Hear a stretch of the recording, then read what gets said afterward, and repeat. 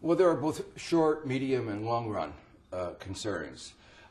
In the short run, we need to get the global economy going again.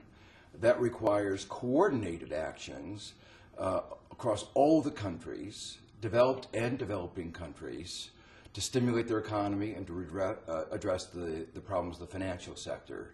One of the key issues is that the developing countries don't have the resources to stimulate their economy, to have the spending programs that have been the mark of success of the more developed countries. And so trying to create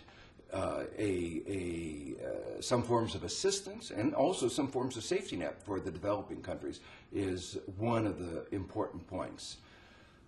Similarly, the developed countries have come in with guarantees, with credit facilities for their banks, recognizing that financial markets are not working in the way they're supposed to.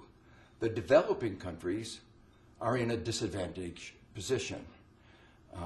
Things are bad, but there's real anxiety that they could quickly grow worse. So again, there is a need to try to create some facilities for the provision of credit.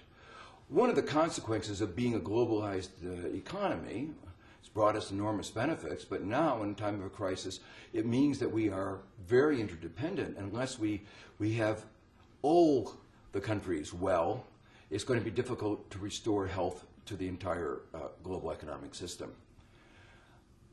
Then there are a set of usually called medium run, but I think actually they need to be addressed more quickly than that, are the regulatory issues. There's been a loss of confidence of the financial markets. But while we've been pumping money into the financial markets, we haven't done anything to change the regulatory structures. Not surprisingly, at least in America, the banks have continued to behave in a way that has been a disappointment, to put it mildly. Oh, the American government was pouring money into the banks. They were pouring out money in bonuses and in dividends. Bonuses for record losses. Very hard for ordinary Americans to understand. So we have to have a regulatory system for the 21st century. But again, part of globalization is that the regulatory system has to be comprehensive. It has to embrace the whole world. Otherwise, there will be what we call regulatory arbitrage. People will go around, and to protect themselves, countries will have to ring-fence those who don't go along, and that will effectively mean a breakdown of globalization. A third very important issue that will need to be addressed is protectionism, including financial protectionism. We knew that previous trade agreements had left an unlevel playing field.